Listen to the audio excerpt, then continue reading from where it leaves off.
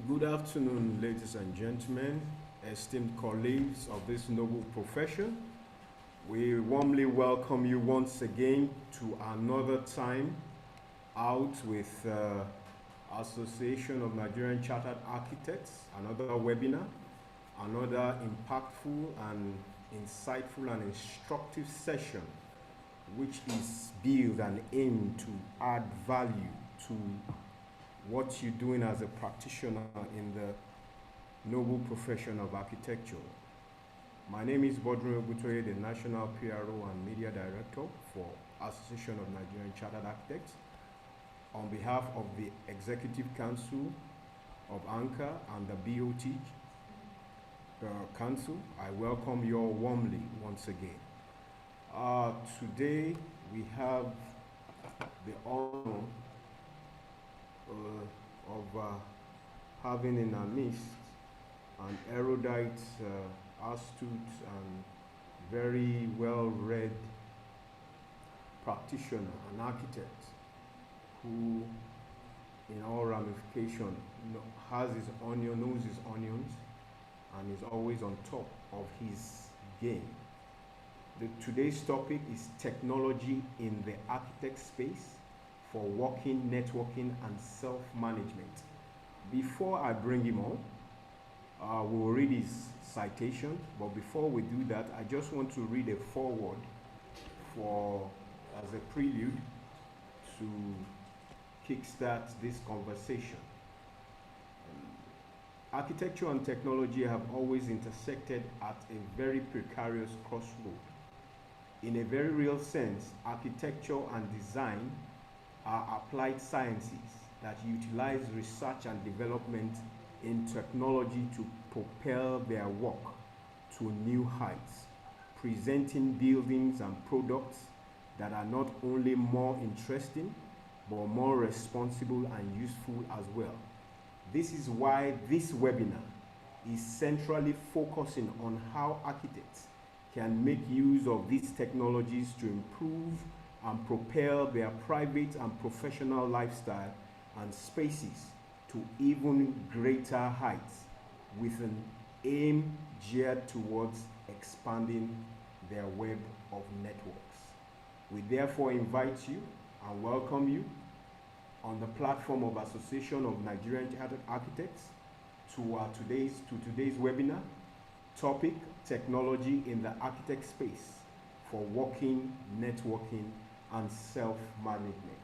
Our guest speaker is architect Samson Akinyosoye, MNIA. He's a member of the Nigerian Institute of Architects, a well-known friend, brother for many years now, and I can tell you for free, you are in for a swell time.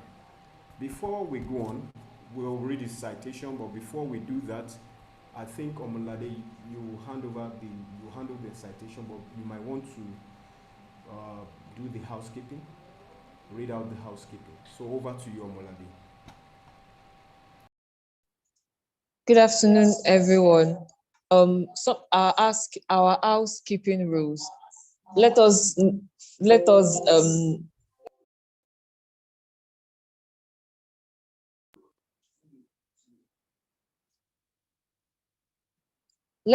not let us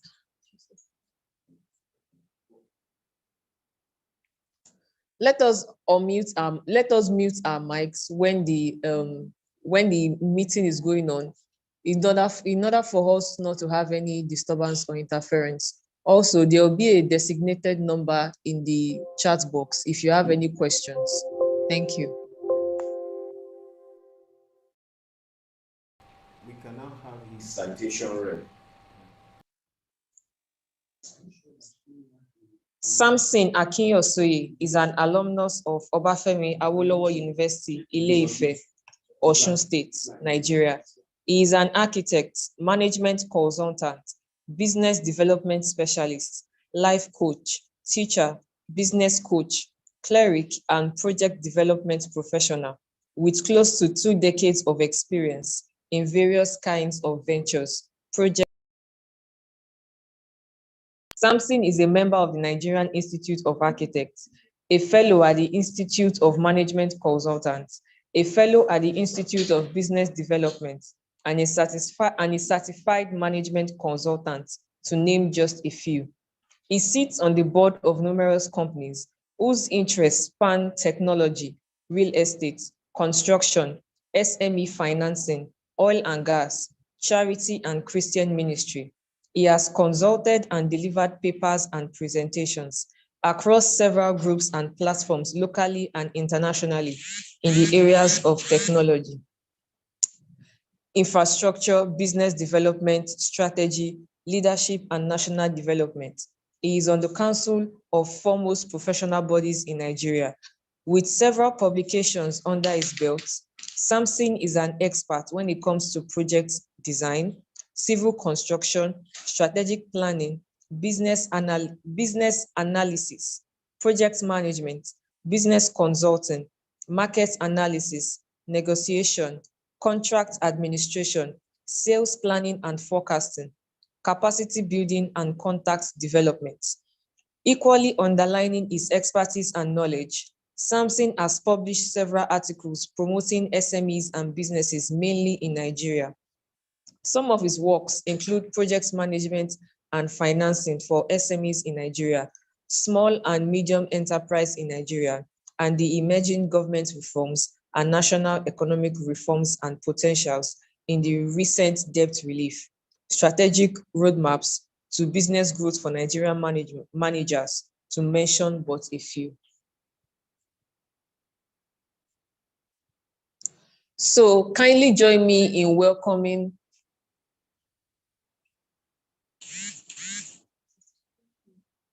Architect Samson Akinyosoye. Good afternoon, everyone. I want to believe you can all hear me. I don't know if you can hear me. Good afternoon, everybody.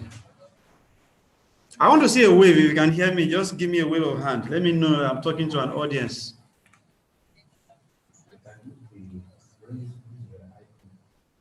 Yes, you use your icon. You can raise a hand.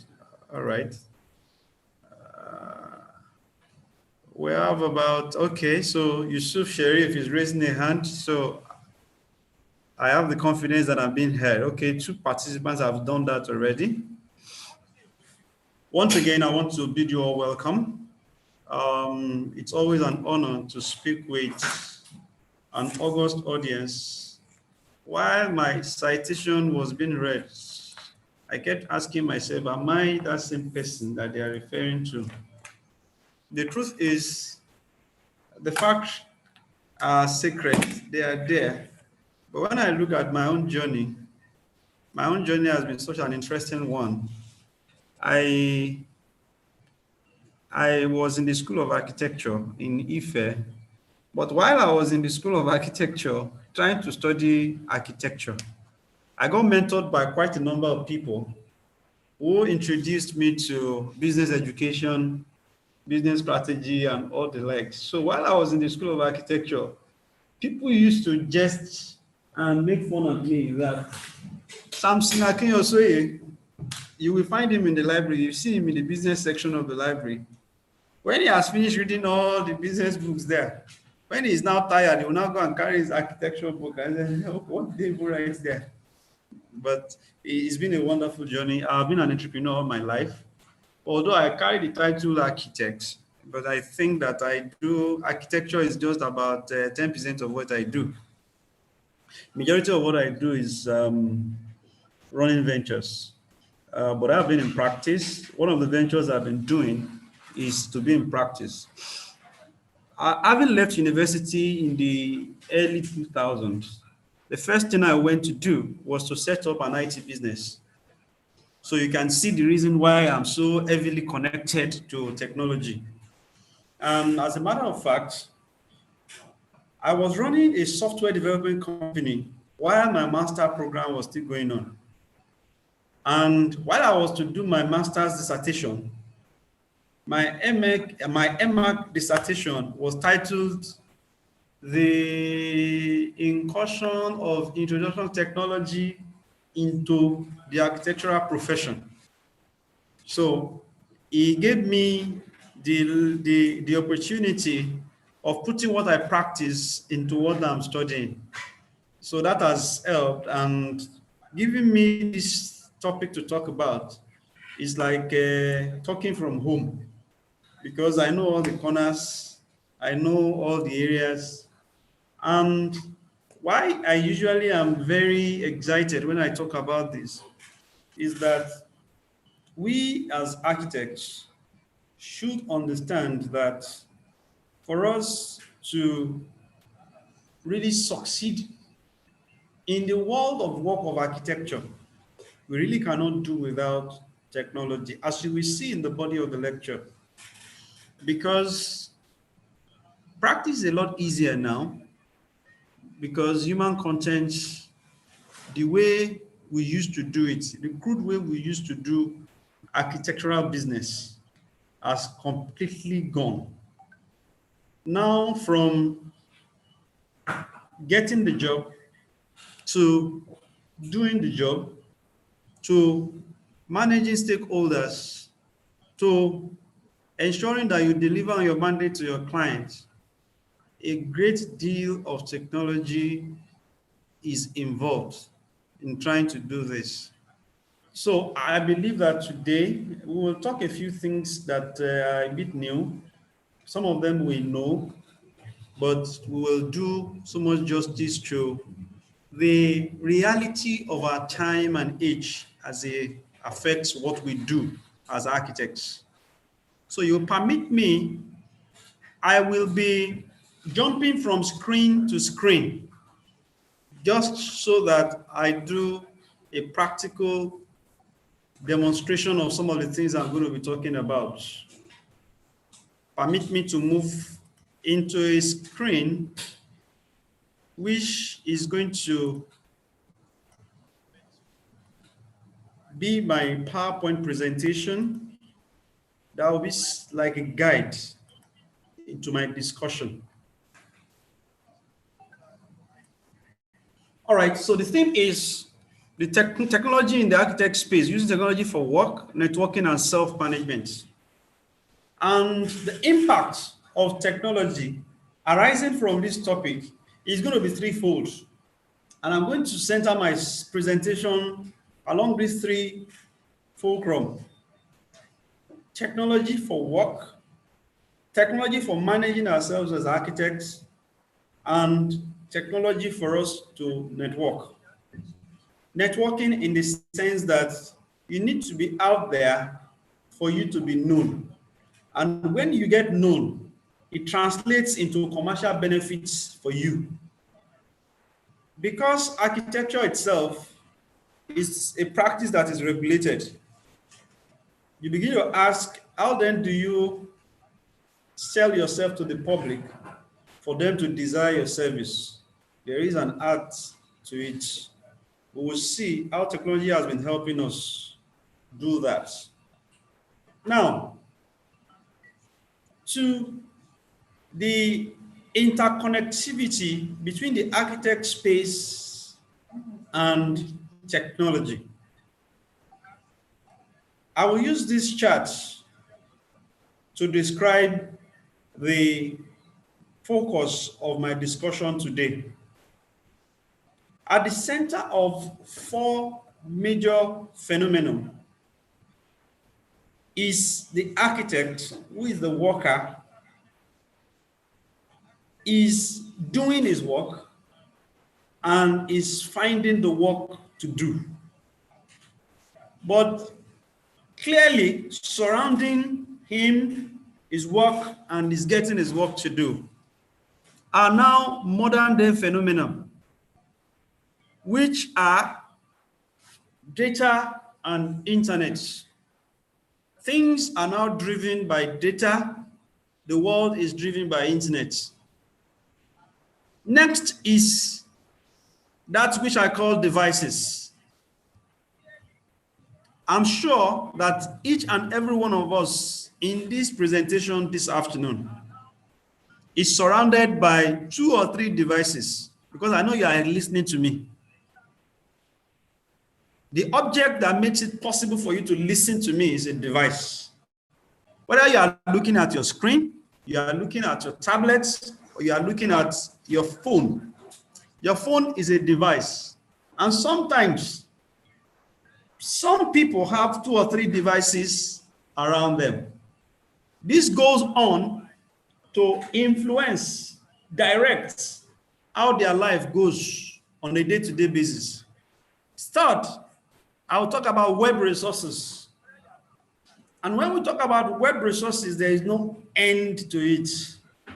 It's so vast that there is practically nothing that you want done that there is no resource for you to achieve it, including getting to take the right decision, or getting access to the right information, or getting help for anything that you wanted done. Web resources are available everywhere, and they are there. The last one is what I call apps. What are apps? Apps are applications. Applications exist in different forms. We have computer applications, database applications. Apps, in this sense, usually is most commonly referred to as mobile apps. A mobile app is just one form of application. And what do applications do for us? They help us to run processes, run activities with a set of well-scripted algorithms that have been put into a program that makes it easy for the things that we want to do. For example, you need to ensure that you can communicate with everybody in your world. There is an app to do so. The common of which is WhatsApp. Everybody knows WhatsApp. WhatsApp is an app. You want to go to church, and then they are sharing the word of God, and the pastor says, open to Matthew chapter 52, verse 32.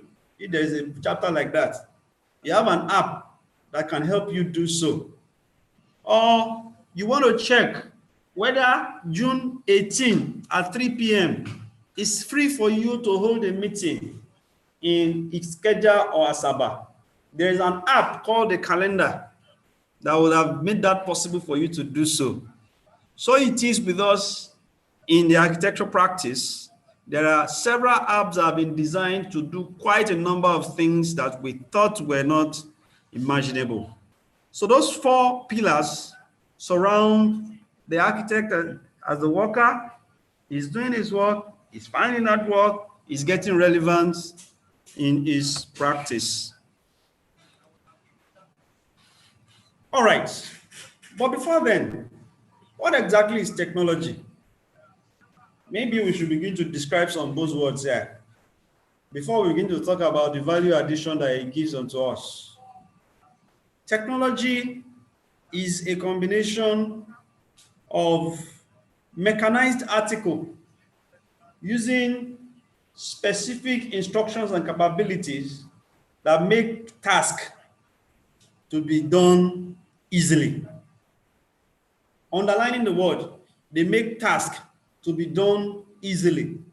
We can now begin to talk about different types of technology, to engineering technology, material technology, environmental technology, medical technology, building technology, architectural technology, legal technology. There's something like that. You see the automobile technology. It is any mechanized article that is being established to make work easier, to make tasks easier for us to do. That is why in physics in those days, they say to us that machines, which is actually the basis for technology, have efficiency. In other words, it might be difficult for a human to carry a 50 kg of cement over a 2-story building. It will do so, but it will do so with stress. Carry 1 bag of cement, climb like 6 meters to a 2-story building. But with technology in place, somebody will carry a hoist, put a machine behind it, and pronto, the cement is lifted and it gets to where it's going. What we have basically done is to use a simple machine called a lever. That lever helps us to carry an item using, okay, is it a lever or a pulley or something? It's a pulley. A pulley system helps us to carry to the desired height. That's what technology does for us. This afternoon, we are going to be talking about a combination of 3 or 4 technologies, i.e., computer technology, internet technology, artificial intelligence. We'll be talking about augmented reality at some point and virtual reality. You'll get to that in the body of the lecture.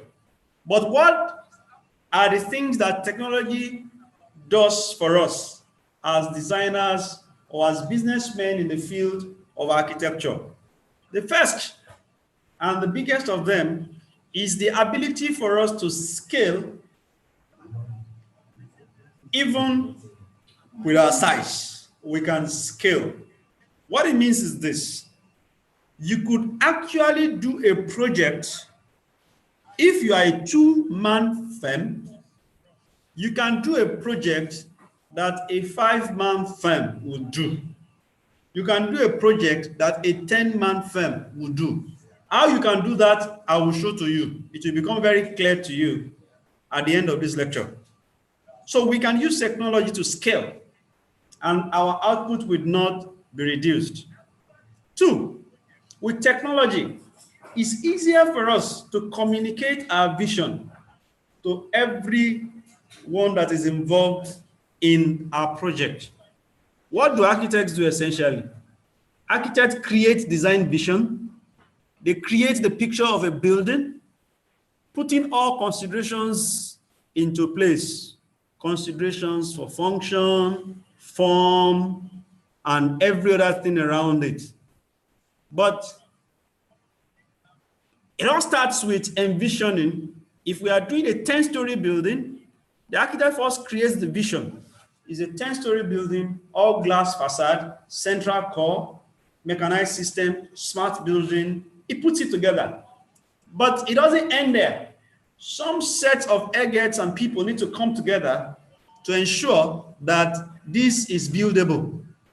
But he first needs to create that vision and then share with the engineers and share with the builders and share with the cost estimators, share with those who will build, the contractors.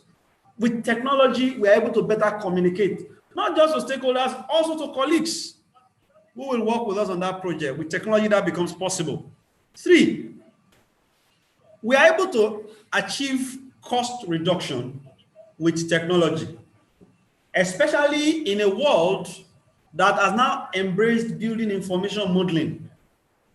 With building information modeling, we are able to take a project from the envisioning stage throughout its entire life cycle to design, documentation, construction, logistics, right down onto maintenance, and even to eventual demolition and dismantling. We can do all of this and reduce rework, reduce wastages, and optimize the resources. That's what technology does for us in ensuring that projects are done at the optimal cost. Number 4, there is the ability and the opportunity for us to control collaboration. In other words, we can get countless number of people work on the same project, and yet everybody does one part and the other. Everybody takes a part or section of it, and all of us are being managed. All of us are being coordinated. All of us are being managed. With technology, we can control our collaboration. Number 5, the last but not the least, with technology, we have faster turnaround time for projects. I have a project here. Maybe when I'm talking, maybe I'll have need to showcase a project. I just sat down during COVID lockdown last year. We were locked down for 3 weeks in the house. Okay, in the second week, I decided that, okay, for each day, I would do one project. And I was amazed that one single day, I was able to design a project, prepare for floor plan, prepare the visualization, and get something interesting out of it. This would have been near impossible for me to do in 1 week if it were 20 years ago. But with technology now, you can combine a lot of tools and resources together, and voila, projects are done quicker. That's what it is done for us. Technology is beautiful. I have broken my lecture into 3 parts following this. The first part is the work and the worker. The architect's work. I also understand that there are other non-architects in this meeting. So I will try and refrain from talking about the word architects, but designers. All right, so I am going to say that for designers is work and is worker. So let's look at it. What essentially does a design professional, what does it do? Okay, I've been able to put and categorize what it does into about 7 here. Okay, so let's say the designer is an engineer.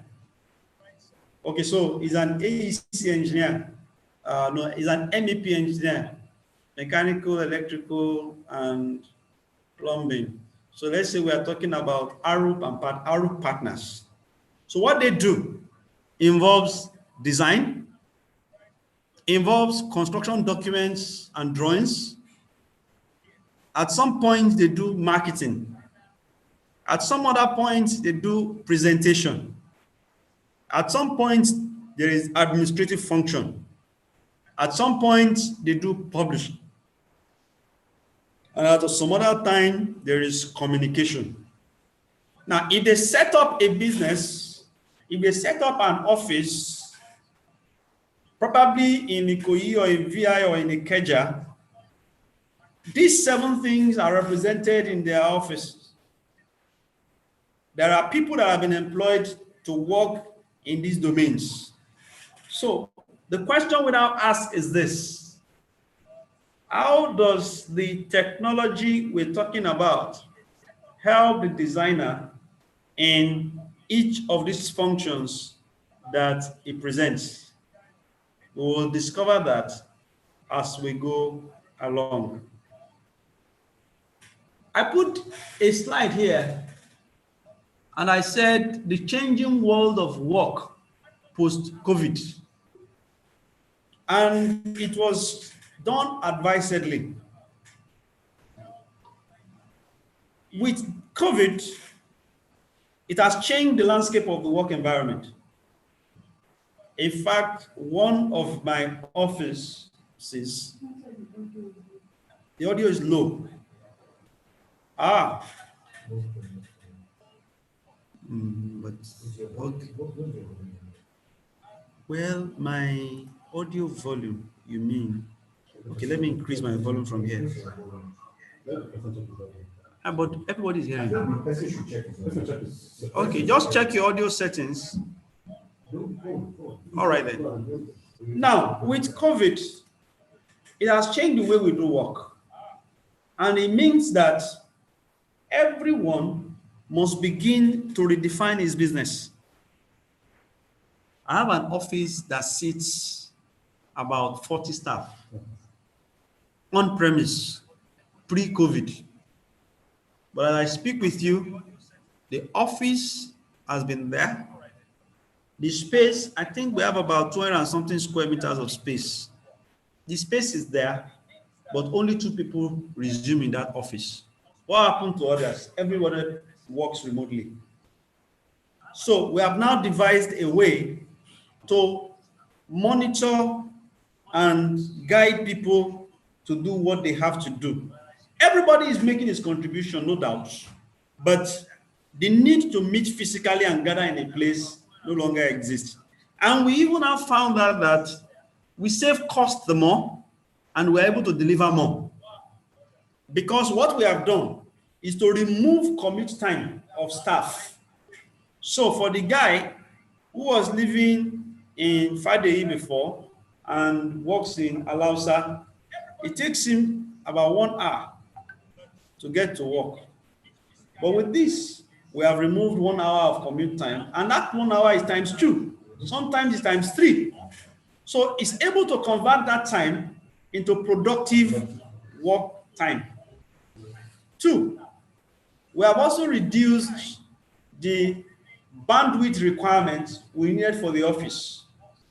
So the cost of bandwidth has dropped, even though we transmitted it to them to use individually, but we have some cost reduction. 3, because even the clients that we serve no longer have need for physical presence in their own premises. So we now have a way to relate with them remotely. That saves on the cost of flying up and down. So you can see that new vistas are being opened, and then new business frontiers also are following. Architecture is a service. So I have a report here by Bain. I have to give credit to them. What I have on the screen is a report by Bain. Bain is a consulting firm, and they're asking the question, how industrial service providers will be able to thrive in a post-COVID-19 future. Architecture is a service business. Architecture doesn't sell physical goods. We offer services to people. And 7 ideas have been shared here, and I want us to go through it. It will help us. Number 1, we have been advised that we need to create a more flexible workforce. In fact, I read into the success stories of most Silicon Valley companies, Microsoft, Google. I was trying to do a project for a client. They wanted to make their workspace interesting, even though they were a manufacturing outfit.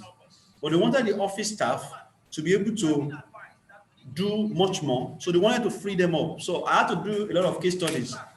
I realized that working in Google, nobody is being gagged to wear any kind of clothing. Everybody comes in jeans and sneakers. 2, you are not compelled to work on the table. You can go and sit down on the couch. You can go and sit down in the garden. You can go and sit down on the dining table, so long as the work is done. And their research showed that they were able to get more productivity from their staff. In fact, creativity also comes alongside. So the workplace of tomorrow is such that it must be flexible. So you must adjust capacity planning to meet a more volatile environment and to benefit from more flexible work models. Let me know so that I plan for 10 minutes. I'm not even down to the lecture. You must boost digital and remote services. No gainsaying about it. COVID-19 has increased customers' embrace of machine connectivity, and that's an opportunity to market new value-added digital services. You know, let me not go there yet. I'll talk about that. The architectural business, up until now, has been so regimented. Meanwhile, in America, they have liberalized it. Here, we were told that you cannot do architectural business in a certain way. You cannot compartmentalize your product and sell. Everything is just about brick and mortar. Get a client, get the brief, do the brief, bring scale office to the client, and then let the client place. But that doesn't happen elsewhere. Elsewhere, they compartmentalize. Someone can do stage 1, pay him and goes. In fact, somebody can just do concept for you, collect something and it goes. Somebody else stays and finish up on the rest and also leaves. Everybody has one part or the other to play in it. And then we can take our business to any marketplace and get a lot of patrons, because some people don't even want to have a building. They only want to have an idea of a building. So they don't want to be bogged down with all the formality of, okay, we must use standard form of engagement and all of that. But I don't want to rock the boat. I don't want to raise any door so that I won't be quoted. This thing is being recorded, Abby. I don't want my license to be withdrawn. This is a breach of professional ethics, but it's all right. It's all right. All of us have come to realize that, well, we need to move with the times. Let me leave it at that. You need to prioritize availability over efficiency. Expect customers to shift from third-party suppliers to OEMs and increase their safety stock level. You need to discipline customer partnerships. There is no other way to it. Your customers must be involved in your work. Gone are the days that you think that you are the all and all, you are the one that knows it, and whatever it is that you give to your client is what they take. But this time, customers want to get involved in what you do. Prepare for faster industry consolidation and establish new ways for service deliveries. Now, I move quickly to a question every business leader should ask himself. Who is a business leader? The principal in the firm. And the first question is, how do I ensure the safety of my people and protect the business? Because we are in the COVID era. And that's the reason why people move people out of their physical office. I haven't been to my office in 1 week, and I've been working. And with our not going to the office to work, it means we have reduced the potential for us to transmit diseases one to the other. Another question you should ask, how do I manage a cascade of operating challenges for an uncertain duration? Because really, you really can't predict what will happen tomorrow. In fact, your economy is completely evolving. And so it is for the service providers within that economy. They should also evolve with the times. Let me take another question a leader should ask, and they ask to plan. How do I quickly mobilize people, reestablish customer relevance, and reactivate supply chains? When we mean supply chains, means the process at which you deliver to your client. Supply chain is both in service industry and in physical goods industry. So don't think that when we're talking about supply chain, we're talking about physical goods.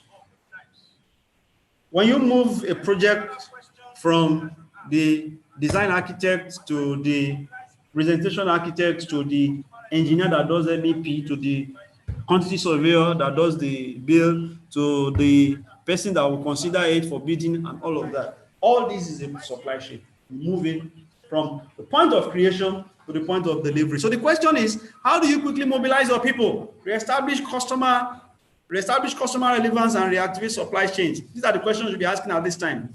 Then how will the industry evolve? And how do I adapt value propositions, capabilities, and ways of working? How is the world of work changing, and what am I doing to prepare myself for it? Good questions that requires good thinking. We have looked at the man and his work. We have looked at the changing world of work. We have even taken an X-ray of COVID and how it impacts our businesses. Some people used to say that COVID made a lot of people lose business, but I don't believe. I disagree completely. What has only happened was that things have changed from the way we used to do. And to be honest, during COVID till now, the kind of business that I got was more than all the past 3 years put together. So I really cannot say COVID was not a blessing to me, but I think that it was because we were very responsive to the times and the season. So the second segment of my work, which is a bit long, this is the longest part of it, is architects, designers using technology to do the work.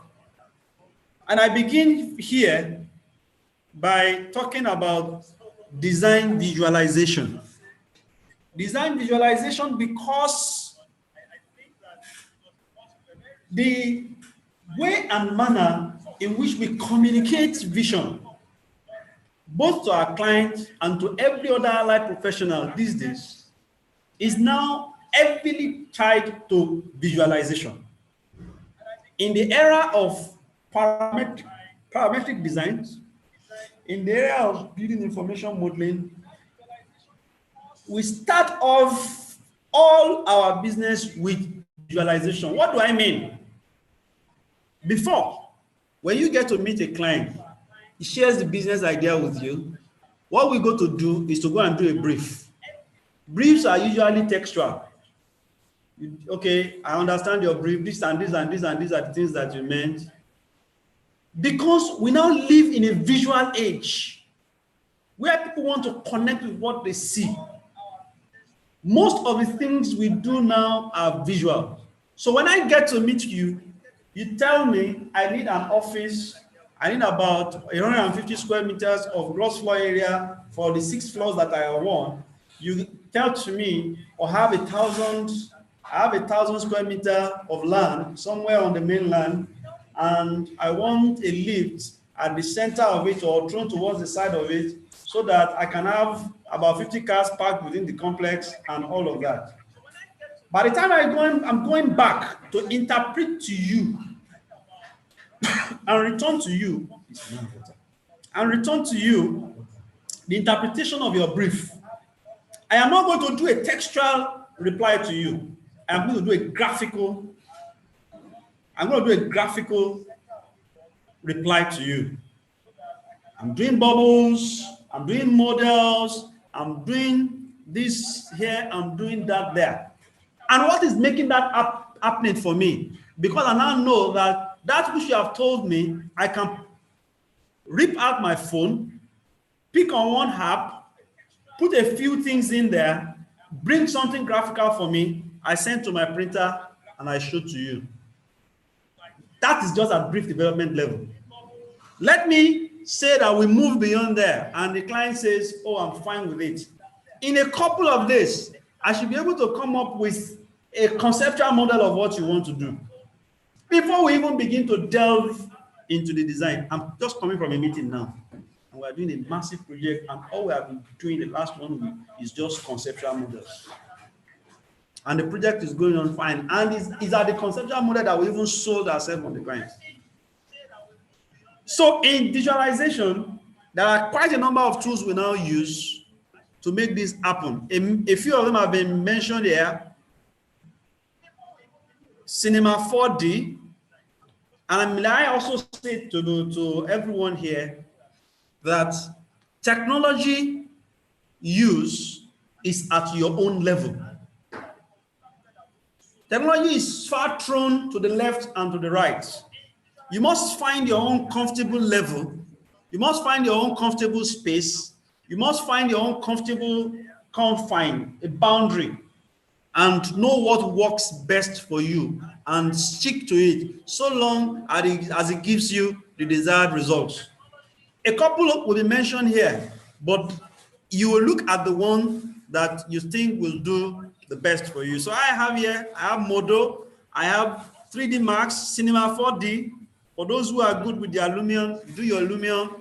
Maxwell is there. SketchUp is there. SketchUp started out as just a simple, basic modeling tool, but over time, they have developed it, and it has now become so robust that you can do a whole complete building with it, because other functionalities have been built into it. Other plugins now work with it that make it look so real and so detailed when you work with it. So we must move ourselves to the stage where we do visualization. I will say that we should try and lay our hands on any one of these and use any one that we think we are comfortable with. From there, I will move to another important concept of technology as we use.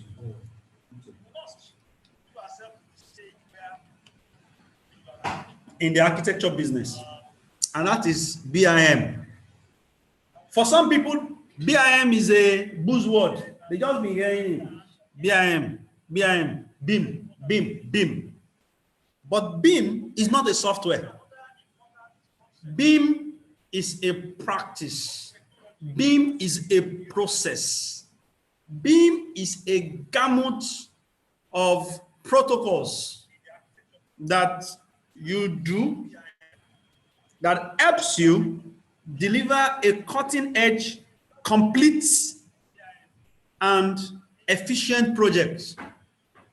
It is a set of policies, processes, and technologies that together generate a methodology for the process of designing a building or facility, testing its performance, and managing its information and data using digital-based platforms throughout the entire life cycle of the project. BIM is applicable to the entire life cycle of a business, from the conception and creation of a building or installation idea, or the realization of the need to build something, through project development and construction, until after the work is completed, delivered, and occupied. When you look at that chart on the right, you will see is a cycle beginning from programming. We start our project from programming. After we have done the programming, we go into conceptual design. So we have different prototypes of the design, studying different parameters of the building, and then we come up with something. Once stakeholders agree, we move into the detailed design. And after we have done the design, we now begin to check for a number of things by doing different sets of analysis: structural analysis, energy studies, lighting studies, acoustics. We have all of these things there. BIM, as a gamut of process, helps us to do all this. Then we go to documentation, because gradually we are moving towards the delivery of the project. Fabrication, because with BIM, you are putting together a completely data-driven, data-defined set of building elements. So we know that your building is going to have about 10,000 square meters of glass, with about 3,000 square meters of aluminum frame, with about 30,000 cubic volume, no, 30,000 may be too much, about 3,000 cubic volume of concrete, with about this much tonnage of steel. All of these parameters are in your process. And when they are in your process, it helps you to be able to say that for this, we can analyze the component by component. We know that windows of size is 600 by 600, about 200. We know windows of 1,200 by 1,200 of this. So when you move to fabrication stage, it helps both the manufacturers to plan fabrication. When you go into construction, it also helps the construction managers to plan their construction. Take a look at it. You have designed a two-story building. It has ground floor plan, first floor plan, and second floor plan. While doing your drawings in a BIM software like Archicad or Revit, you have labeled your ground floor plan as sheet number A01. First floor plan, A02. Second floor plan, A03. A denotes architecture. By the time you are farming this same data-driven file, comprising of your architectural work, by the time you are farming it to the structural engineer, it is doing its structural engineering work, and you are having an equivalent of A01 being S01 structures. The mechanical engineer and electrical engineer are also doing an equivalent work on the same floor plan, with the same elements, with the same wall layout, with the same window layout, with the same sanitary ware layout. Yours was A01, Structures was S01, electrical is E01, mechanical is M01. You can see that seamlessly we move data of building components from one professional to the other, from one production platform to the other. That's what BIM does for you. It is this same data that were found from one specialty to the other that the man producing also uses. The man ordering logistics, that is ordering for supply of material, is also using the same data-driven elements for his logistic work. When we get to the completion of the building and we need to maintain and operate the building, this same data now became very relevant for us to use in planning the operation of the building. We can transit to renovation, or when we need to dispose of the building, we see that we can use that same set of information to help in the demolition of the building. That is BIM in a nutshell for you, but it is beyond just a software. I want to reiterate, it is beyond a software.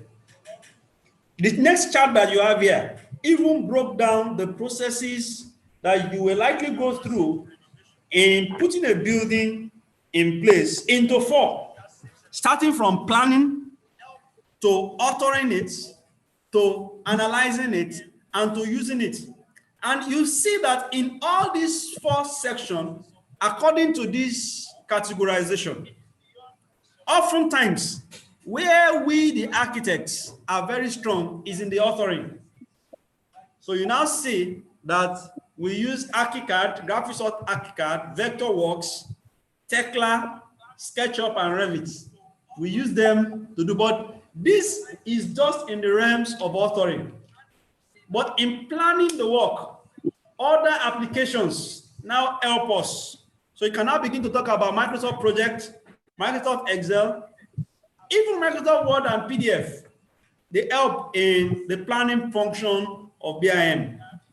When it comes to analyzing the building, that's when we now begin to talk about using BIM 360, another application of Autodesk, or is it Navisworks or BIM Collab. These fall in the realm of analyzing the building. When the building is now in use, when you now want to get to the usage, the operations and the maintenance portion of it, you can now see other tools like Synchro Software, EcoDomos, Vico Office that you use in the operation and the maintenance of the building. For us to have a 21st century practice and you want to impress your clients and you want to do excellent cutting-edge services, you must find a way to get acquainted with any of this. Let's begin to see how some other new technological inventions help the world of the architects. Don't forget, I am in the second section of my presentation, architects doing the work. So, drones have now become handy for us in architectural work these days. And what do they do for us? They enable us to have a panoramic view. They enable us to have an area view. They enable us to get to some difficult terrain and give us certain data about our planning area. For example, you have to work within a community and you want to have an area photograph of what is happening in that community. Perhaps that community is difficult to access. Drones are becoming very, very handy these days. I myself, I own one. I wasn't coming from where I kept it. I would have brought it. A drone can cost as much as 1 million naira, and it can cost as little as 45,000 naira. I have a small drone called a quadcopter. quadcopter can go as far as 15 meters for me. It can do an orbit of 360 and take a photograph of a difficult place for me at 720 pixels. It can do a 720p photographs for me at the height of 15 meters, and it can travel for as far as 20 meters from my point of control. And that is just a small quadcopter. If you have a much more sophisticated drone that costs about $1 million or thereabouts, it can go as high as 50 meters. And they can take higher resolution photographs for you. They can even gather much more data for you. So I think that in this time and age, a drone is no longer a luxury for an architect to have. It is an essential for an architect to have. And I checked out the price from Jumia this morning. I see that you can get some for 45,000. So when you finish, head on to Jumia, order your own. Oh, am I doing an advert for Jumia? All right. Even though they are not paying, I'm only telling you where you can buy. Okay, go online and look for it. Don't ask me where you can buy them. They say I should not tell you where you can buy. But I know you can buy somewhere, Sha. All right. That's drone. For you, you can see a picture taken by a drone on the right-hand side. This one, you can now trace over it. You can scale, trace over it, and use them for your work. Let me move to another interesting invention in architecture. You know, we are in the age of 3D printing. And before, most of us think that to get a 3D printer is going to cost an arm and a leg. But thanks to mass production, you can get a 3D printer for as less as 80,000 naira now, or 100,000 naira. What's a 3D printer? A 3D printer is an output device that works with your BIM application to bring to life that which you have designed. In other words, you can design a building and print out your entire building in the form of a model and hand it over to your clients. Chief Okon, this hotel that we have designed for you is like this in picture. But see, this is also the model of this building that we have to do for you. Here you have it. You can print as tall a building as, I think you can print as tall as 400 mm. As 400 mm. And it can do just any kind of buildings for you. It can do any kind of models for you. If you are into furniture, it's a wonderful resource for you to use. If you are into building, it's a wonderful resource for you. If you are into product design, it's a wonderful resource for you to have. I think the consumables are also not too expensive. In this day of e-commerce, you can get almost everything you need. As of this morning, when I checked, you can get for as low as $165 and as expensive as about $500. You can choose your pick. They are of different grade. Some of them have, they are compatible with your Revit, with your ArchiCAD. Just design the model, send to the printer, it prints out for you. So I encourage you, because one of the things that revolutionized architectural practice is the use of drones and 3D printers.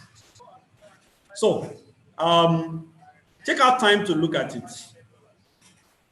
I want to also mention another revolutionary idea that is helping design visualization.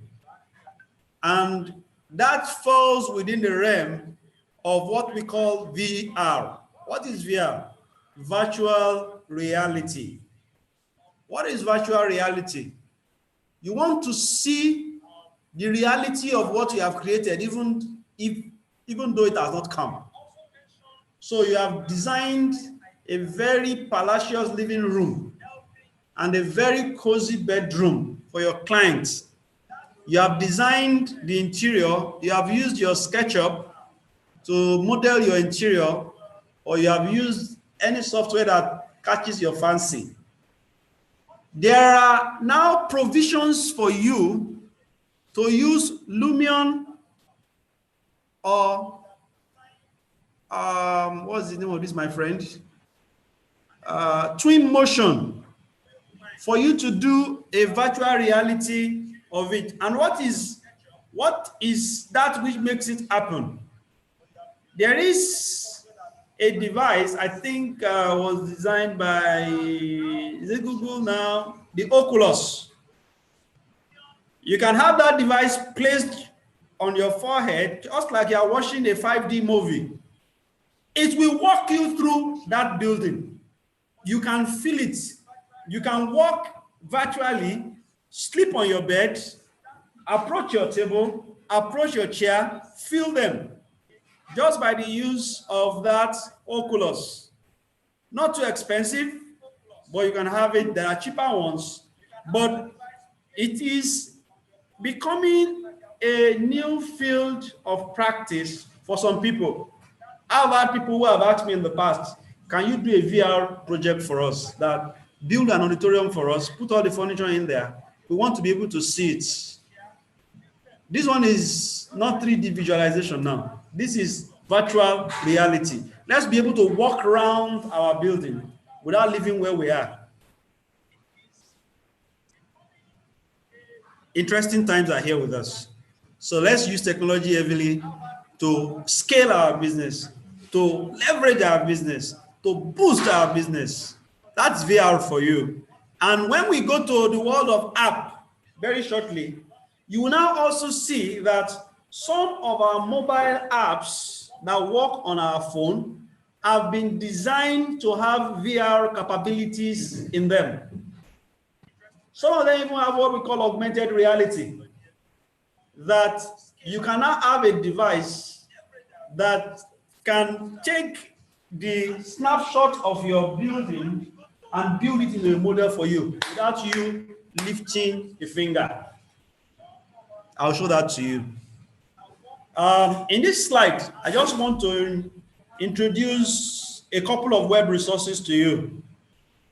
In my earlier slide, I said that your work, doing the work and getting the work is built on 4 pillars.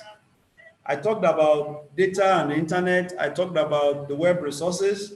I talked about devices, and I talked about apps. When you need web resources, the internet is replete with a lot of them. One of them is this site called RahimSoft. You can find a lot of freewares there, software that are free and software that are paid for. But almost all the software you will need as an architect is available on this site. Some you have to pay for, some are free. So I encourage you to visit there, and you will see quite a number of them there. Next to it is his brother. This is another resource center where you can get a lot of software apps for what you want to do. It's called getintopc.com. When you get there, you will see quite a number of them there. Visit them. Another brother of theirs is this, the world's largest free bookstore. In those days, we used to pride ourselves of having a very large repository of architectural materials, case studies, textbooks, papers, blueprints, and all of that. That was before PDF Drive came into existence. When PDF Drive came into existence, almost all the things that we had became, we cannot shine anymore. We don't have a bragging right, because they just opened a large bookstore and they said everybody should come in there. You can find any kind of book that you are looking for. Any kind of book. If you are looking for 10,000 architecture books, you will find them there. If you are looking for 10,000 business books, you will find them there. As at the last count, I think they said they have over 80 million books. I don't know how many you can. I don't think I have up to 1,000 in my library physically. Then the ones I have in my software, I don't think they're up to 5,000. But here you can download up to 80 million books. So I encourage you to go there, pdfdrive.com, search for it. By just putting building designs, look at how many books that he has brought out for me. Design of steel structures, Eurocode 3, building with earth, design of steel structure, design of joints in steel composite structures, the green self-build, how to design and build your own eco home, and the possibilities are endless. One of the advantages you have of the internet is that there is virtually nothing that you want knowledge on that somebody has not written about. There is no question you have in this world that somebody has not thought about, and somebody has not asked, and somebody has not answered on the net.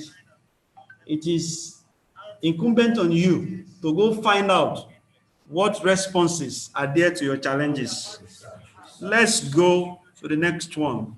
In this age of collaboration, we now have it as a sine qua non for us to continue to work remotely.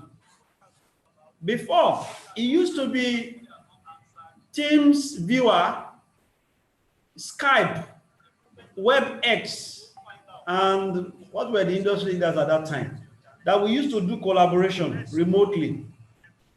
But these days, especially with COVID coming into play, the like of Microsoft Teams, Zoom, have now taken the shine off the old ones by building in more functions, by building in more capabilities that make it possible for us to work. But I think that there are a couple of things they don't do. They don't have capacity for. I know that while I was using Teams Viewer and this software by iSoft, I can actually go from where I am in Lagos. I can go into your computer in Kano. I can edit your work in Kano on your computer there and save it there, if you grant me access over TeamViewer. So in other words, if I am making an explanation to you, I open my application, work on my design, you see what I was doing, I'm explaining issues to you, you can see it, and then you can comprehend it.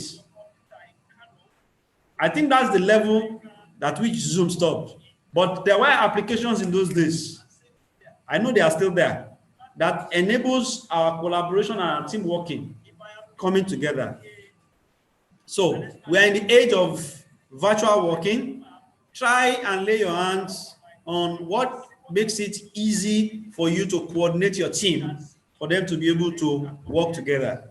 I know that everyone here is familiar with working remotely, because without that, without Zoom, you won't be hearing me. So you know Zoom to an extent, but learn a little bit more of it and how to use it to enhance your work. Here, about 4 of you are members of the design team. Learn how to use it to aid your design work.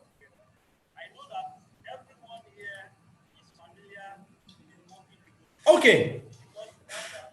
Talking about project management, how do you move your project coordination from physical on-site management and administration to the next? There are now web applications that you can use.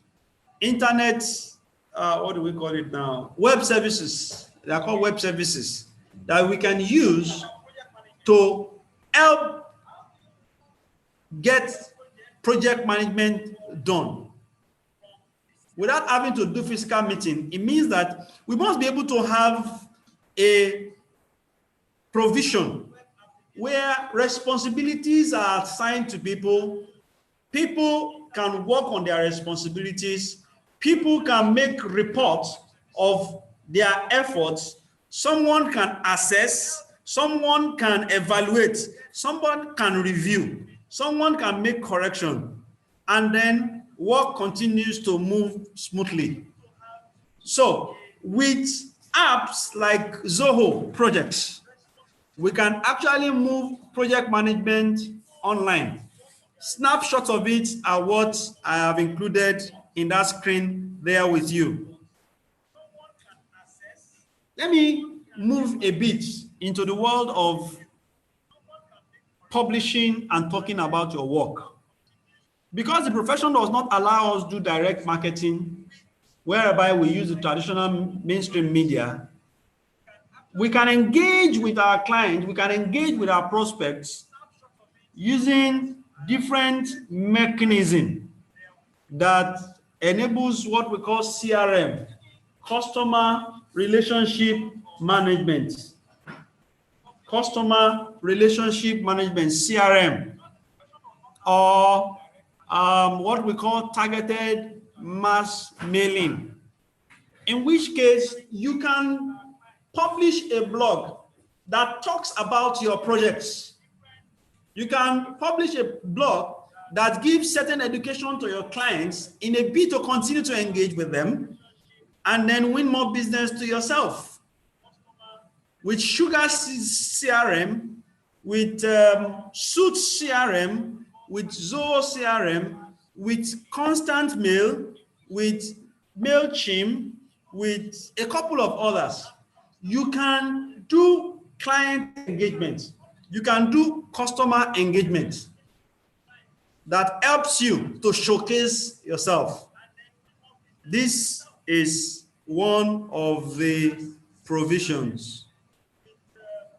Next, I would like to talk about software as a service, platform as a service, infrastructure as a service.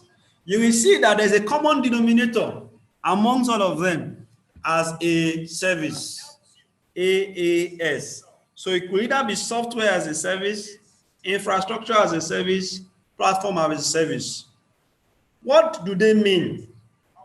Because the world is evolving and the world is changing, we have now seen the need for us not to get engaged in just about everything, but to focus more on our area of core competencies and let others do certain work for us.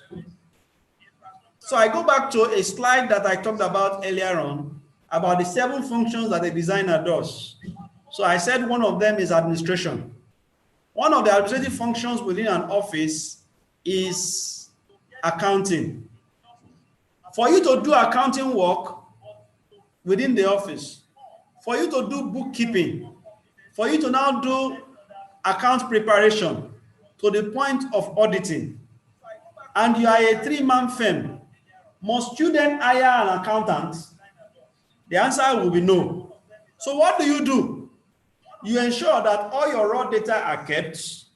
When your raw data is kept, you now approach another company that provides a service that helps you turn your raw data into proper accounting books using software as a service, in which case the software they were going to use does not necessarily need to be owned by you, but you own a little portion of it.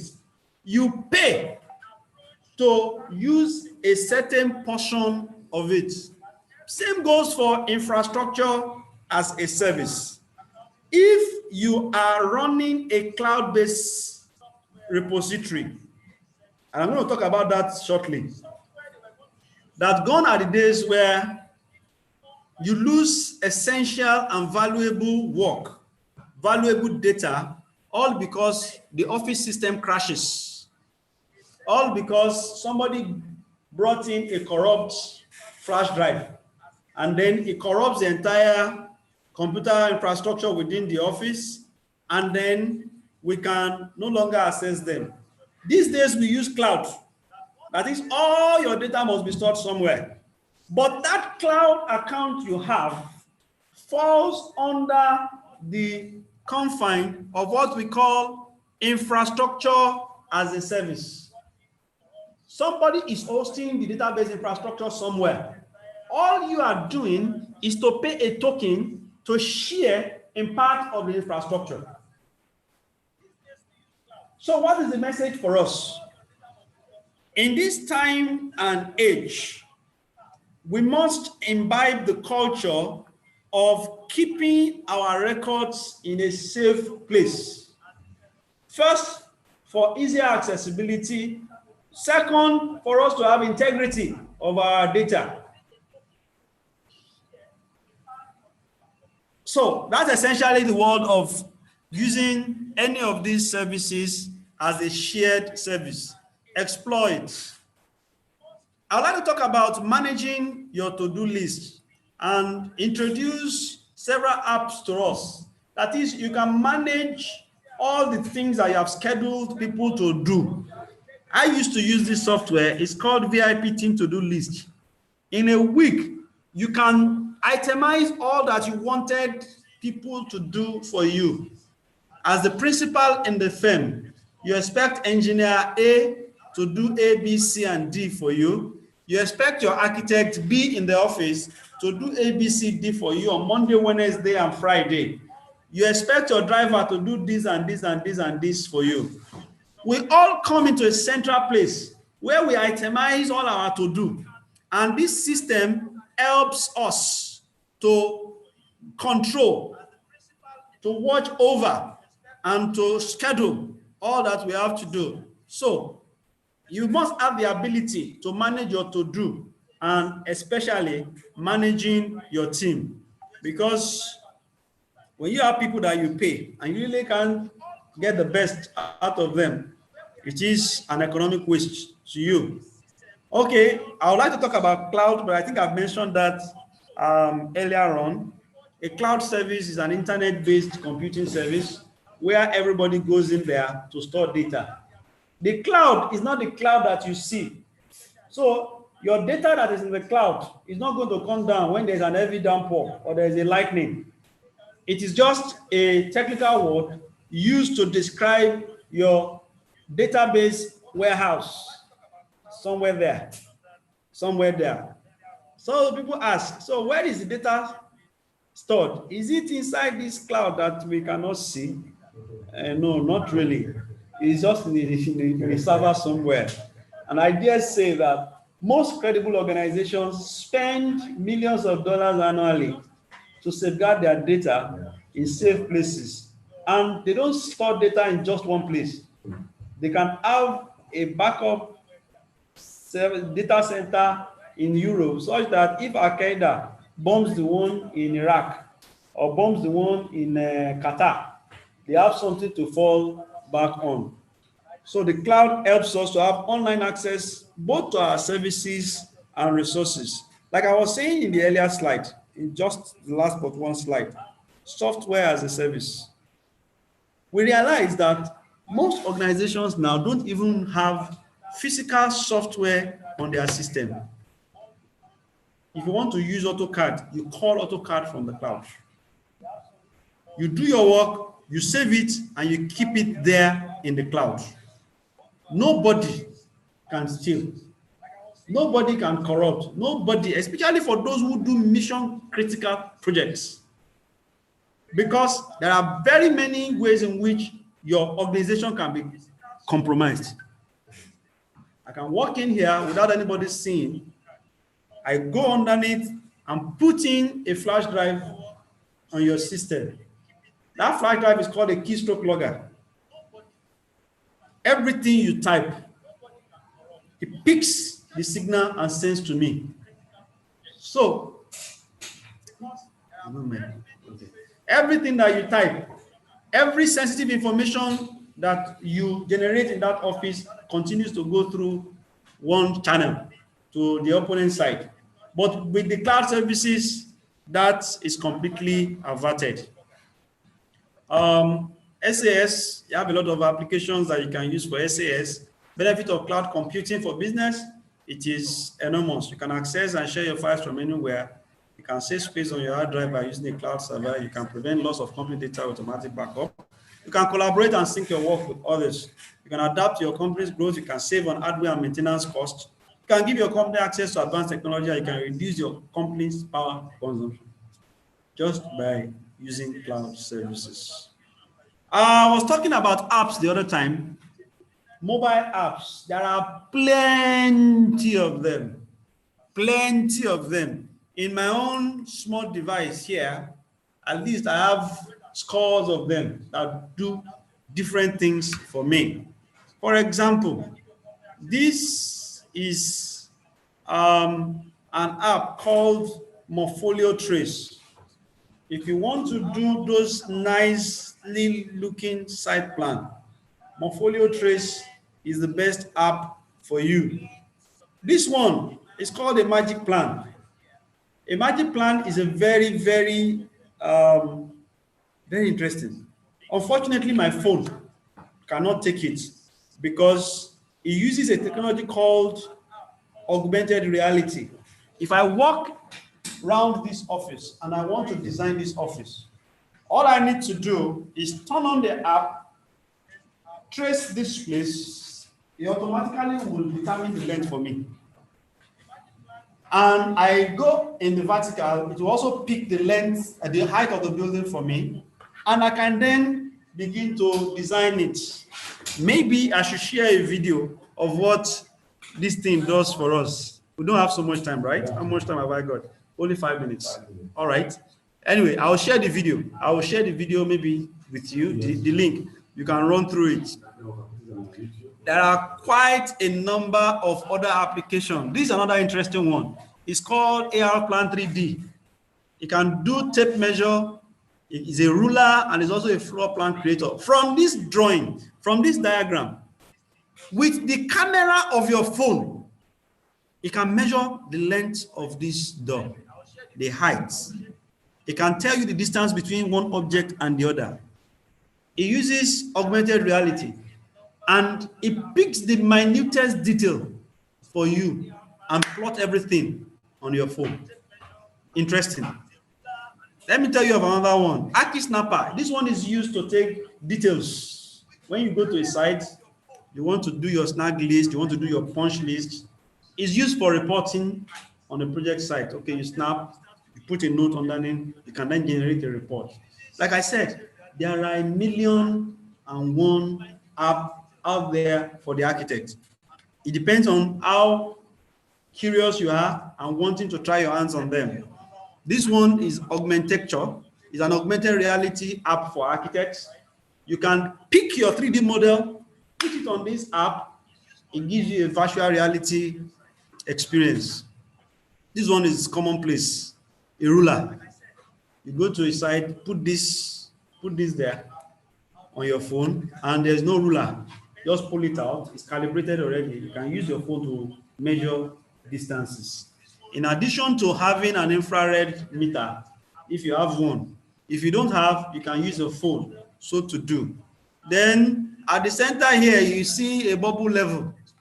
Sometimes you go to the site and the technicians are telling you, Oga, kini plumb. It's plumb, no. This thing is not plumb. Oga, plumb. Okay, I said, don't worry. I pull out my phone, bring out my bubble, and I place it by the side. Then you can see, it's true.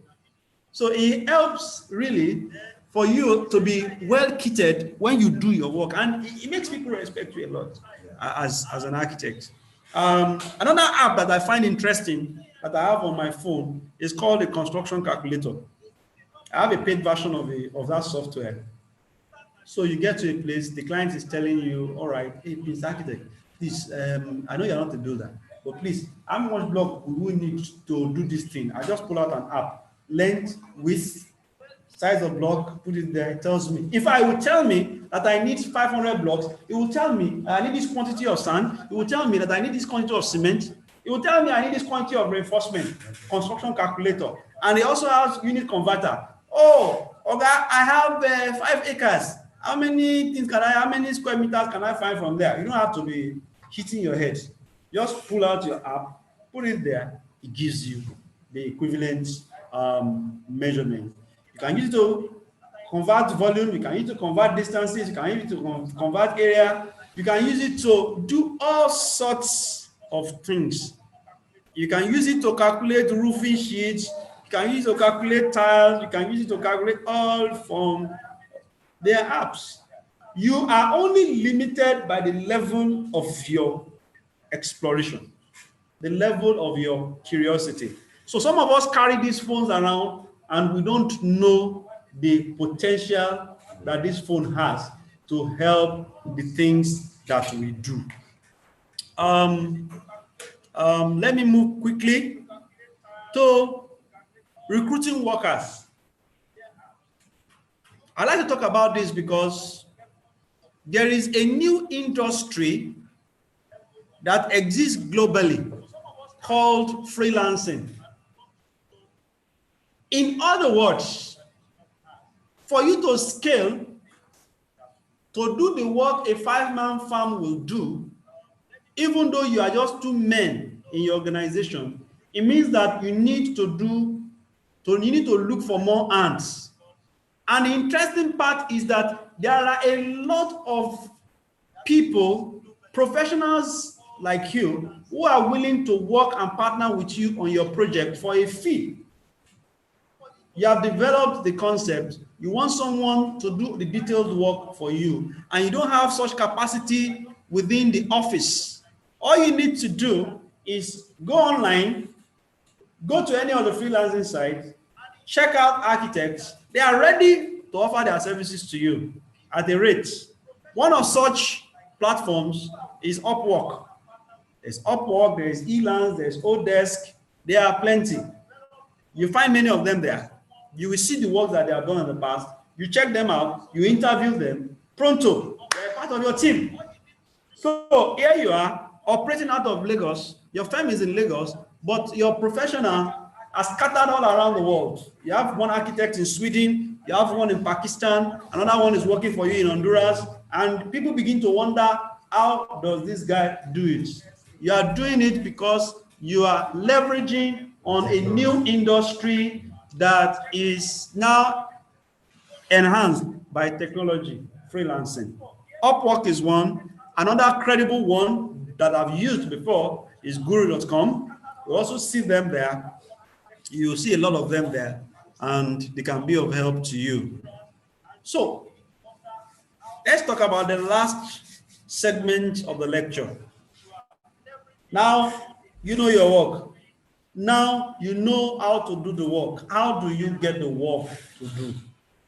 How does technology help the architect to push himself out there so that he could actually get the right patronage? My first go-to place, which is the global leader in the community of architects, where you find architects all over the world, where people go to look for who to give architectural and design services for, is a place called Houzz.com. And Houzz.com is such a large community that has both manufacturers, designers, influencers, teachers, and everybody. It puts everybody under the same roof. So if you are looking to buy a building item, you'll find it there. If you are looking for someone to design your interiors for you, you'll find the person there. After the person has finished designing the interiors for you, you are looking for somebody to build it for you, you find the person there. After you have found the person that is going to build for you, you are looking for someone that will supply you all the items that will be there, you'll find the person there. After you are done, you are looking for somebody to do a documentation of it for you, you find that person there. It is a global marketplace for designers. And truly, there are quite a number of Nigerian firms there. Curiously, even though they said that you should not be advertising, but quite a number of Nigerian firms are there advertising. I didn't say that online, but it is there. Houzz.com. Another community is, this is Houzz.com job directory. All I just did was to ask Houzz.com to give me architects. And he pulled out a number of firms for me. And I was able to even streamline them down to their locality. I'm looking for architects in Abeokuta. He will give it. He will show me their contact. He will show me their work. I'm not going to show a screen of Nigeria, but there are Nigerians there. So they should go there and Another community where you can showcase your work is called Behance. Behance is an interesting community also, where people go to look for creative professionals. You can make do with laying your hands on them and creating your presence there. Let me talk about LinkedIn. We talk about social media to push our work, but you can't advertise your work on Instagram. You can't advertise your work on Facebook, but at least you can network among professionals in such a manner that you are very subtle about it. You only sell your skill or you sell your personality. And LinkedIn has well close to about 400 million users now, where they connect with each other. And you can join groups, common interest groups, those whom you will share information with, tap from, and those who could also likely be potential clients. So LinkedIn is a resource I will encourage every designer to be present in. I know there are quite a number of people there, but I have also seen quite a number of requests come from that platform for me to say that, okay, I've seen you are an architect. Can we have this? Can we have that? So it's a good opportunity for you to showcase yourself. It's different from Facebook. Facebook is where people go to gossip. I don't go there. He just bought a new shoe. He will take a picture of it. The Lord is good. My new shoe has just come. It's a time waster for me. But the professional link that you have from LinkedIn is very focused, clearly targeted at people who have common interest. And may I also say that LinkedIn is not the only professional networking site.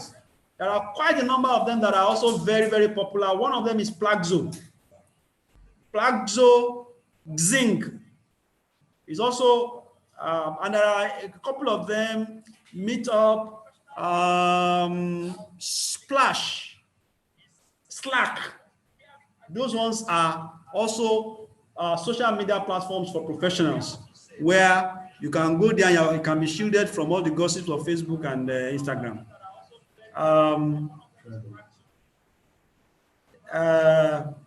I think I've gotten to the end of my presentation.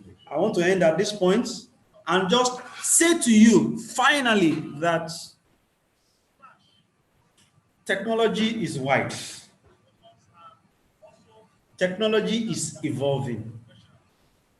Where you are today, if I was talking about this same topic 10 years ago, I would only be talking about computers. But we are in the age of the internet revolution.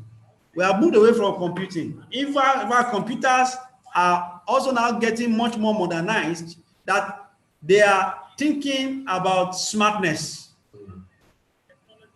I saw the first computer in my life when I was in part 1, part 3 in 1999. I went to a firm, and that firm, they said they had a computer. They covered it, it was gathering those that have not used it before. But the computer that I saw then and the one that I have now is a completely different one from each other.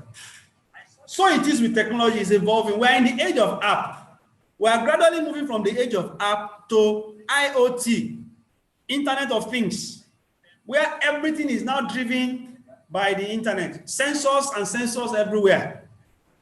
In our buildings, in our cars, in our windows, in our everything is now driven by data, and especially internet data. So find the place that is most comfortable for you, begin from there, use it for your business, use it to scale, use it to do the work, use it to find the work, use it to manage your resources, use it to manage your people, use it to also impress your client, get more money, make more money from doing the job. That is the essence of doing the job. Anyway, and then you'll be fine for it. I want to thank you for listening to me. If I have talked too much, pardon me. If I have not talked enough, pardon me. Maybe next time it will be better. Thank you. Thank you so much, Architect Samson Akinyasoye. That was a well you got the lecture.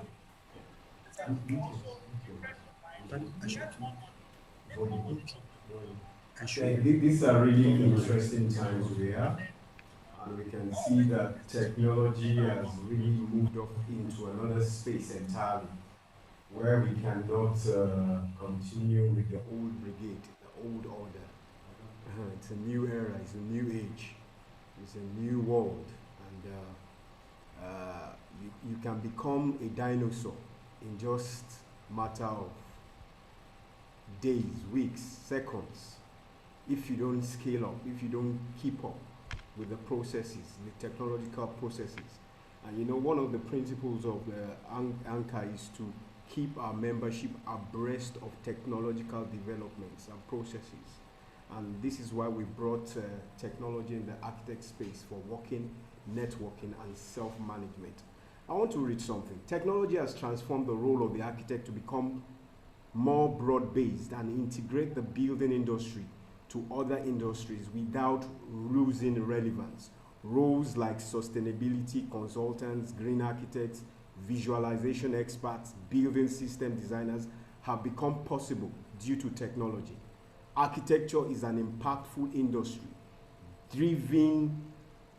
Architecture is an insightful industry driven by impacting technological innovations, virtual reality, 3D and 4D printing. You just heard him talk about that. Augmented reality and artificial intelligence are changing the way architecture is perceived as an industry. You can also see that from start to finish, technology affects the way the architects design buildings and even the way the clients experience their design process. Technology can improve building efficiency and durability while making it easier for architects to more accurately render a building. This is where we are in the time we find ourselves. COVID has just moved things inches closer. Like he said earlier, and I attest to that, COVID is a blessing. It has changed the way we feel, think, and perceive the entire landscape and even in the industry as a whole. Well, truly we can say the world has become a global village through technology. Architect Samson Akiosori, I wasn't in doubt that you will give us a well-delivered lecture. And I want to thank you for doing us this honor this evening, this afternoon going into evening, bringing us into this reality that has dawned and has come upon us. Thank you so much. I'm going to hand over to, because we're short of time, we are running out of time, I'm going to hand over to Omolade. I believe there are some question and answers that came to your WhatsApp number. Any question and answer? Okay. No question and answer. Okay.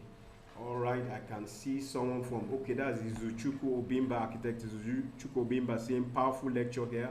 Well done, Architect Samson. Wow. God bless you, Architect Samson. That's from Obasanjo Akin.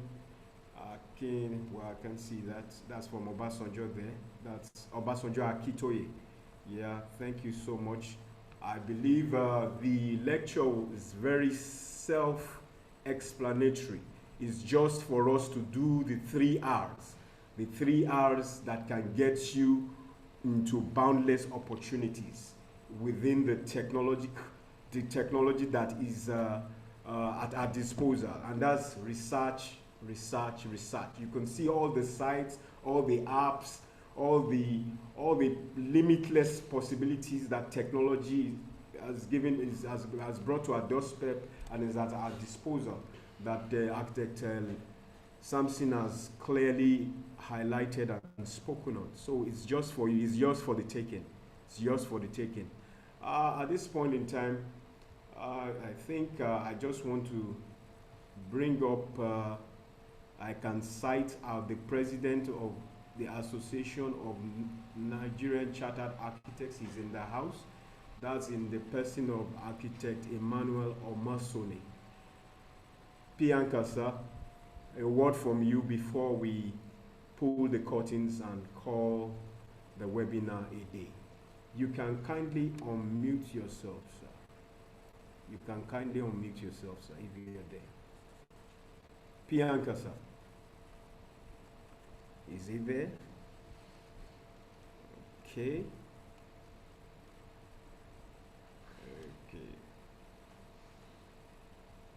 Okay, Suleiman Ahmed is saying thanks. Architect Samson is saying thanks for a vital lecture. Okay, Bianca, you have the floor, sir.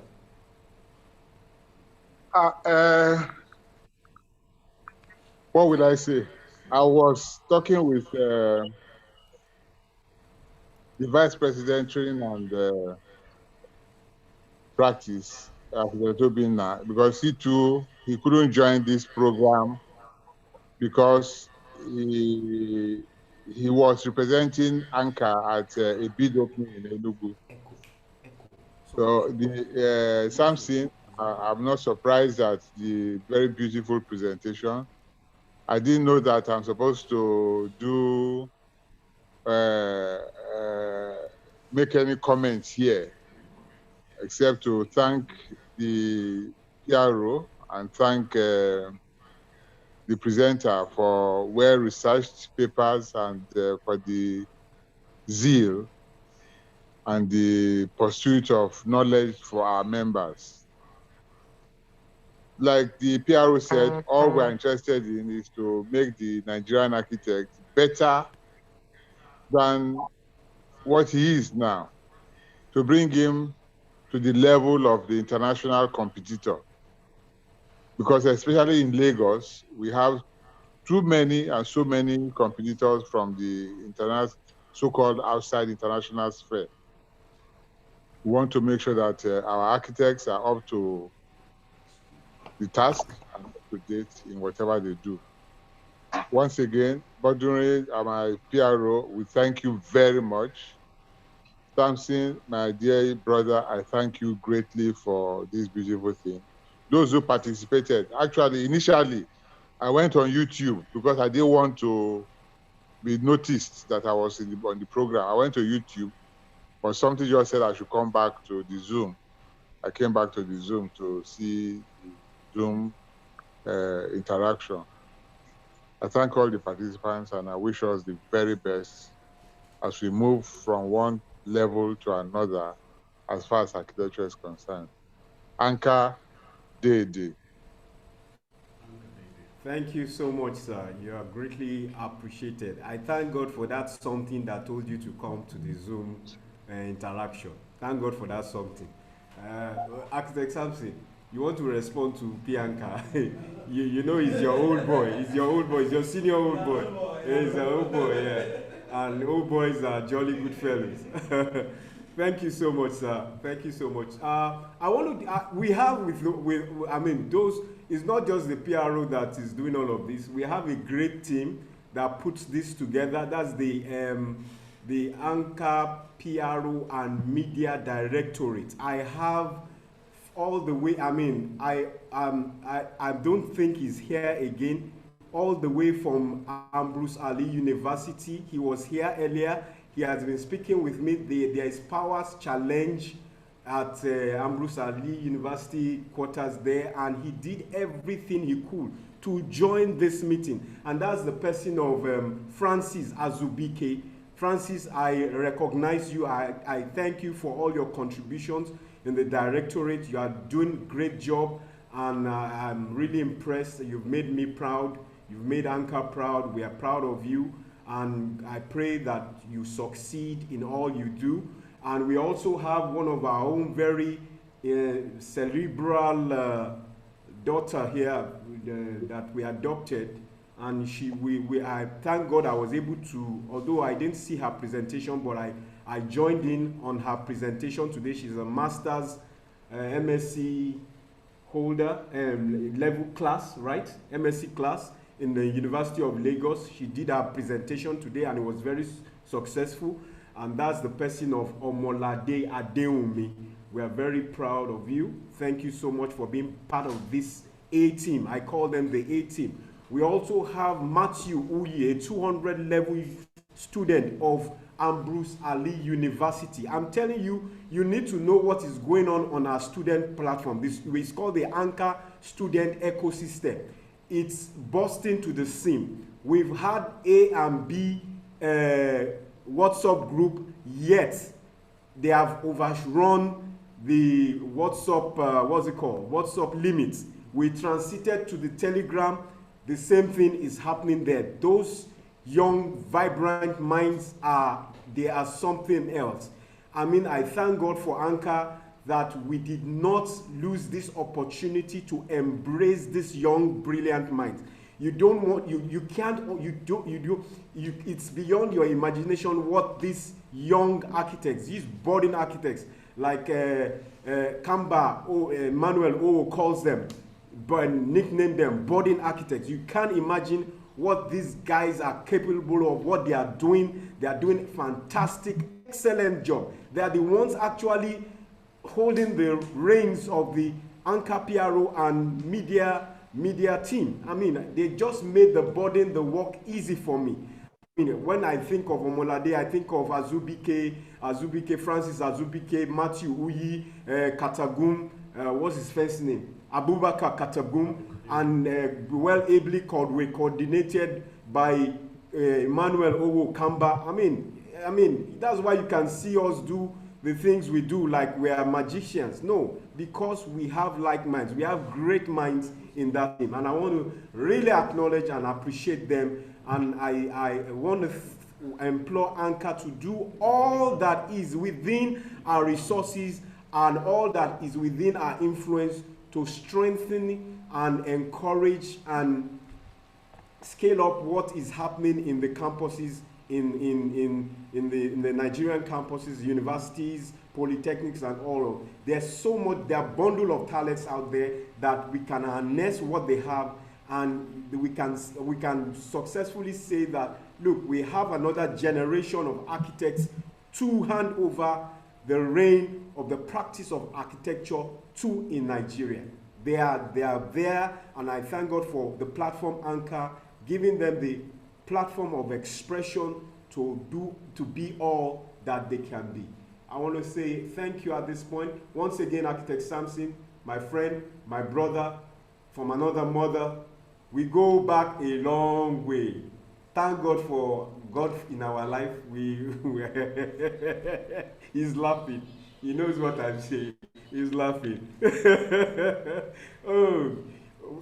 Great. We have great resource persons.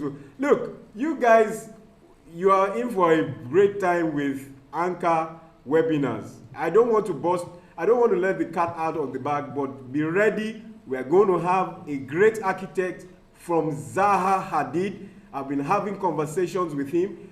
One of the top architects in Zaha Hadid. He's going to come and have a conversation with us shortly, maybe next month. I won't let you know. Yours keep stay dialed, stay tuned to all the Anchor platforms, social media, our website, visit it. We have resource materials, YouTube channel.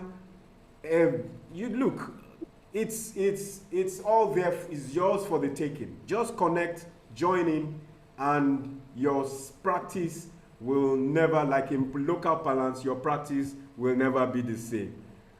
Yours truly, Bodru Ogutere, signing off at this point in time. On behalf of Association of Nigerian Chartered Architects, thank you all for coming. Thank you all for being part of this edition of the Anchor webinar. Thank you so much. God bless. And see you next month. Thank you. Thank you.